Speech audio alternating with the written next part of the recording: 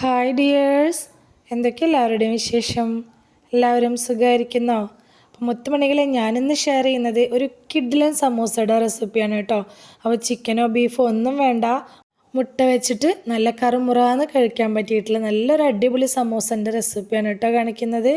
കിഡ്ലൻ ടേസ്റ്റാണ്. അപ്പോൾ എല്ലായ്പ്പോഴും നമ്മുടെ കയ്യിലും ചിക്കനും ബീഫൊന്നും ഉണ്ടായിക്കൊള്ളണമെന്നില്ലല്ലോ. അപ്പോൾ മുട്ടയൊക്കെ നമ്മുടെ കയ്യിൽ എപ്പോഴും ഉണ്ടാവുന്ന ഒരു സാധനം കൂടിയാണല്ലോ. അത് വെച്ച് നമുക്കൊരു കിഡ്ലൻ സമൂസ ഉണ്ടാക്കിയെടുക്കാം കേട്ടോ. സിമ്പിളായിട്ട് തയ്യാറാക്കിയെടുക്കാനും പറ്റും. സമൂസ ഷീറ്റ് നമ്മുടെ കയ്യിലുണ്ടെങ്കിൽ ബാക്കി എല്ലാ സംഭവങ്ങളും വീട്ടിലുള്ള ചേരുവകളൊക്കെ വെച്ചിട്ടാണ് ഇത് തയ്യാറാക്കി എടുത്തിട്ടുള്ളത് കേട്ടോ.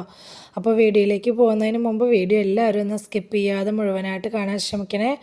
അപ്പോൾ വീഡിയോയ്ക്ക് ഒരു ലൈക്ക് തന്ന് സപ്പോർട്ട് ചെയ്യാൻ മറന്നു പോകരുതേ. അപ്പോൾ നമുക്കിത് എങ്ങനെ ഉണ്ടാക്കുന്നത് നോക്കിയാലോ.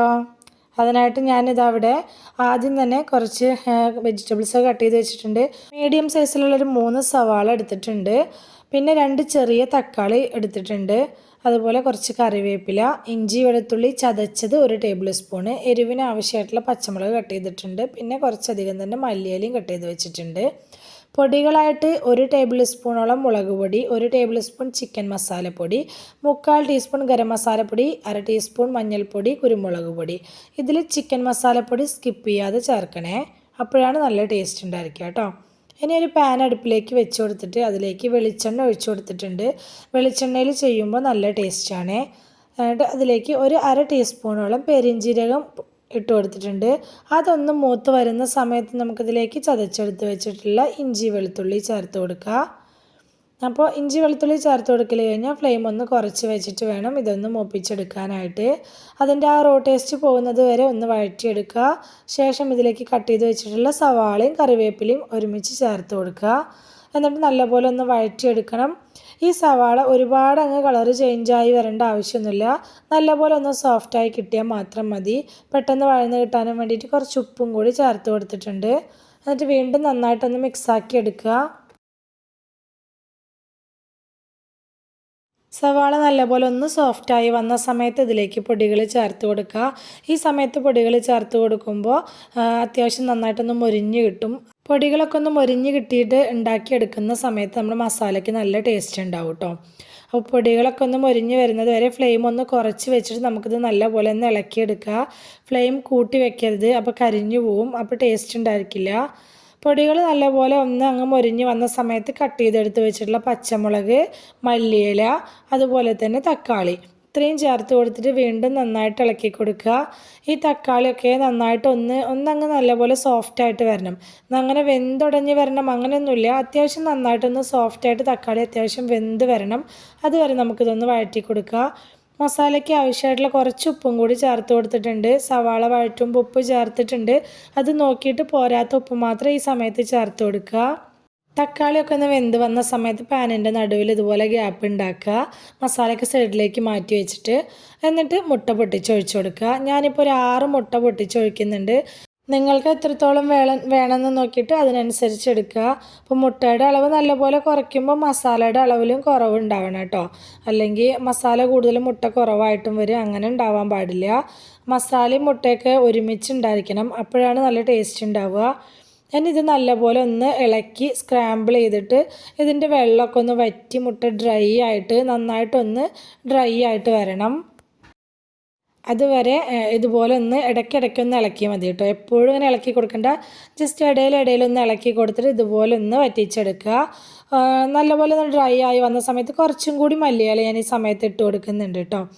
പിന്നെ ഈ സമയത്ത് ഉപ്പ് നോക്കിയിട്ട് ഉപ്പ് പോരെങ്കിൽ കുറച്ച് ഉപ്പും കൂടി ചേർത്ത് കൊടുക്കുക. അതുപോലെ എരിവ് പോരെങ്കിൽ കുറച്ച് കുരുമുളക് പൊടി കൂടി ആഡ് ചെയ്ത് കൊടുക്കുക ഒക്കെ ചെയ്യണം കേട്ടോ. ഇതിലേക്ക് ചേർത്ത് കൊടുത്തിട്ടുള്ള ചിക്കൻ മസാലപ്പൊടി സ്കിപ്പ് ചെയ്യാതെ ചേർക്കണേ. അപ്പോൾ നമ്മുടെ മസാലയൊക്കെ ചൂടാറിയിട്ടുണ്ട്. ഇനി നമുക്ക് സമൂസ ഉണ്ടാക്കാനായി തുടങ്ങാം. ഞാൻ സ്വിറ്റ്സിൻ്റെ സമൂസ ഷീറ്റാണ് എപ്പോഴും എടുക്കാറുള്ളത് കേട്ടോ. അതുപോലെ കുറച്ച് മൈദയും കലക്കി വെച്ചിട്ടുണ്ട്. ഇനിയൊന്നുമില്ല, ഇനി സമൂസ നമ്മൾ സാധാരണ സമൂസ ചുറ്റിയെടുക്കുന്ന പോലെ സമൂസ ഷീറ്റ് ഇതുപോലെ ഒന്ന് ഫോൾഡ് ചെയ്ത് കൊടുത്ത ശേഷം ഇതിലേക്ക് നമുക്ക് ആവശ്യമായിട്ടുള്ള ഫില്ലിങ്സ് വെച്ച് കൊടുക്കുക. ഫില്ലിങ്സ് അത്യാവശ്യം വെച്ച് കൊടുക്കുമ്പോഴാണ് നമ്മുടെ സമൂസ കഴിക്കാനായിട്ട് നല്ല ടേസ്റ്റ് ഉണ്ടാവുക കേട്ടോ. അപ്പോൾ ഓവറായിട്ട് വെച്ച് കൊടുക്കുകയും വേണ്ട, എന്നാൽ തീരെ കുറഞ്ഞു പോവുകയും ചെയ്യരുത്, ആ രീതിയിൽ വെച്ച് കൊടുക്കണം. അപ്പോൾ ഞാൻ അത്യാവശ്യം ഫില്ലിങ്സൊക്കെ വെച്ച് കൊടുത്തിട്ടുണ്ട്. ഇനി നമുക്കിതുപോലെ ഒന്ന് മടക്കി എടുത്തിട്ട് മൈദയുടെ ബാറ്ററിൽ ഒന്ന് കൈ വെച്ച് നനച്ചിട്ട് ഒന്നങ്ങ് സൈഡിലൊക്കെ ആക്കി കൊടുത്ത ശേഷം ഒന്നൊട്ടിച്ചെടുക്കുക. സമൂസ ചുറ്റിയെടുക്കാനൊക്കെ ഒരുവിധം എല്ലാവർക്കും അറിയുന്നത് തന്നെ ആയിരിക്കും കേട്ടോ. അറിയാത്തവർ വേണമെങ്കിൽ കണ്ടോട്ടെ എന്ന് വിചാരിച്ചിട്ട് ഇങ്ങനെ കാണിക്കുകയാണ്. ഇതപ്പോൾ ഞാൻ ഒരെണ്ണം ചുറ്റിയെടുത്തിട്ടുണ്ട്. ഇനി ബാക്കിയുള്ളതും അതുപോലെ തന്നെ ചുറ്റിയെടുക്കുക.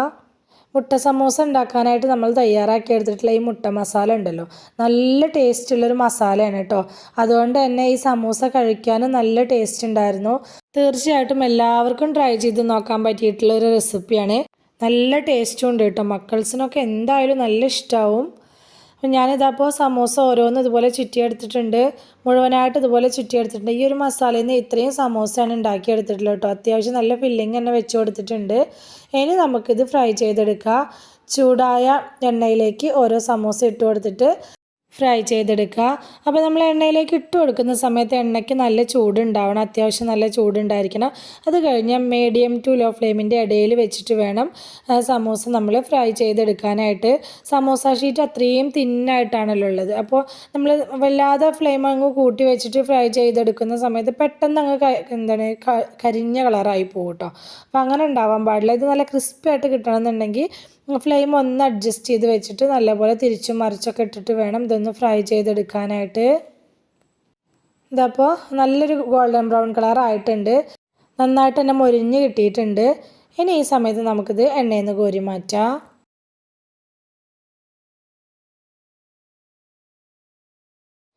ഞാനിതപ്പോൾ എണ്ണയിൽ നിന്ന് കോരി മാറ്റിയിട്ടുണ്ട്. നമുക്ക് ബാക്കിയുള്ള സമോസയും ഇതുപോലെ തന്നെ ഫ്രൈ ചെയ്തെടുക്കാം. പിന്നെ സബ്സ്ക്രൈബ് ചെയ്യാതെ കാണുന്ന നമ്മുടെ പുതിയ കൂട്ടുകാർ ആരെങ്കിലും വീഡിയോ കാണുന്നുണ്ടെങ്കിൽ പ്ലീസ് ഒന്ന് സബ്സ്ക്രൈബ് ചെയ്ത് സപ്പോർട്ട് ചെയ്യണം കേട്ടോ. അതുപോലെ തന്നെ കൂടെയുള്ള ബെൽ ബട്ടണും കൂടി ഒന്ന് ക്ലിക്ക് ചെയ്ത് വെക്കുകയാണെങ്കിൽ ഞാനിടുന്ന പുതിയ വീഡിയോസിൻ്റെയൊക്കെ നോട്ടിഫിക്കേഷൻ നിങ്ങൾക്ക് കിട്ടുന്നതായിരിക്കും. ഞാൻ നമ്മുടെ ചാനലിൽ നല്ല നല്ല സ്നാക്സിൻ്റെയും ബ്രേക്ക്ഫാസ്റ്റിൻ്റെയും പുഡിങ്സിൻ്റെ ഒക്കെ റെസിപ്പീസ് പോസ്റ്റ് ചെയ്തിട്ടുണ്ട്. അപ്പോൾ താല്പര്യമുള്ളവർ അതുകൂടി ഒന്ന് കയറി നോക്കി സപ്പോർട്ട് ചെയ്യണം കേട്ടോ. അപ്പോൾ ഇതപ്പോൾ നമ്മുടെ സമോസയൊക്കെ ഞാൻ മുഴുവനായിട്ടും ഇവിടെ ഫ്രൈ ചെയ്തെടുത്തിട്ടുണ്ട്. നല്ല മൊഞ്ചായിട്ട് തന്നെ കിട്ടിയിട്ടുണ്ട് കേട്ടോ. അതുപോലെ കഴിക്കാൻ നല്ല ടേസ്റ്റുള്ളൊരു സമോസൻ്റെ റെസിപ്പിയാണ്. ഞാൻ ഉറപ്പ് പറയുകയാണ്, നിങ്ങൾക്ക് എന്തായാലും ഇഷ്ടമാവും. ധൈര്യമായിട്ട് ട്രൈ ചെയ്ത് നോക്കാം കേട്ടോ. നമ്മുടെ മക്കൾസൊക്കെ സ്കൂൾ വിട്ട് വരുന്ന സമയത്ത് ഉണ്ടാക്കി കൊടുക്കാൻ പറ്റിയിട്ടുള്ള അടിപൊളി റെസിപ്പിയാണ്. ഒരു ഗസ്റ്റ് വന്നാൽ പോലും നമുക്കിത് ധൈര്യമായിട്ട് അവർക്ക് ഉണ്ടാക്കി കൊടുക്കാൻ പറ്റിയിട്ടുള്ള നല്ലൊരു റെസിപ്പിയാണ് കേട്ടോ. അപ്പോൾ വീഡിയോ ഇഷ്ടമായിട്ടുണ്ടെങ്കിൽ മറക്കാതെ ലൈക്ക് ചെയ്യണം, ഹൈപ്പ് ചെയ്യണം. റെസിപ്പി ഇഷ്ടമായിട്ടുണ്ടെങ്കിൽ അത് നിങ്ങൾക്ക് ഉപകാരപ്പെട്ടു എന്ന് തോന്നുകയാണെങ്കിൽ നിങ്ങളുടെ ഫ്രണ്ട്സിനോ ഫാമിലിക്കോ ഒക്കെ ഒന്ന് ഷെയർ ചെയ്ത് കൊടുക്കുക കൂടി വേണം കേട്ടോ. ഇതുവരെ കൂടെ നിന്ന് സപ്പോർട്ട് ചെയ്തിട്ടുള്ള എൻ്റെ എല്ലാ മുത്തുമണികൾക്കും ഒരുപാട് നന്ദി.